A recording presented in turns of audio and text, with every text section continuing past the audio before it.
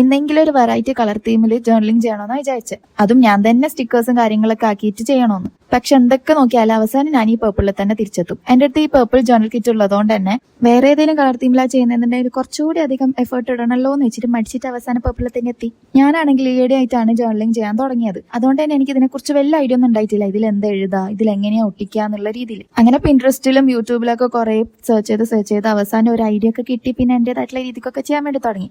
ആദ്യം ചെയ്തിട്ടുണ്ടെങ്കിലും പിന്നെ ഭയങ്കര മടിയായിരുന്നു. പക്ഷെ ഇപ്പൊ ഞാൻ ഏറ്റവും കൂടുതൽ ചെയ്യുന്നതും ചെയ്യാൻ ഇഷ്ടമുള്ള ഒരു കാര്യമാണ് ഈ ജേർണലിംഗ്. ബിഗിനേഴ്സ് ഒക്കെ ആണെന്നുണ്ടെങ്കിൽ ഭയങ്കര യൂസ്ഫുൾ ആയിട്ടുള്ള ഒരു കാര്യമാണ് ഈ ജേർണൽ കിറ്റ്. പക്ഷെ അത് വേണമെന്നില്ല. നമുക്ക് നമ്മുടേതായിട്ടുള്ള രീതിക്ക് സ്റ്റിക്കേഴ്സ് ആക്കാം, നമുക്ക് നമ്മുടേതായിട്ടുള്ള രീതിയിൽ എഴുതാം. പിന്നെ ഏത് നോർമൽ നോട്ടാണെങ്കിലും നോർമൽ ഡയറി ആണെങ്കിലും അതിനെ നമ്മുടെ കഴിവിലൂടെ ഒരു എസ്തെറ്റിക് ക്യൂട്ട് ഡയറി ആക്കി മാറ്റണം. ഞാനിവിടെ സ്റ്റിക്കേഴ്സും കാര്യങ്ങളൊക്കെ ഒട്ടിച്ചതിന് ശേഷം ഇതിൽ തന്നെയുള്ള ചില കോഡ്സ് ഒക്കെ എടുത്ത് എഴുതുക ചെയ്തത്. എനിക്കാണെങ്കിൽ ഈ ബ്ലാങ്ക് സ്പേസ് കാണുമ്പോൾ എന്തൊക്കെയോ അവിടെ ഫില്ല് ചെയ്യാൻ വേണ്ടി തോന്നും. അതുകൊണ്ട് എന്തൊക്കെയോ അടുത്ത് എഴുതി. അപ്പൊ ഇതാണ് ഫൈനൽ ലുക്ക്. ഇനിയെങ്കിലും ഞാൻ വേറെ ഏതെങ്കിലും ഒരു കളറും കൊണ്ട് വരുന്നു വിചാരിക്കുന്നു.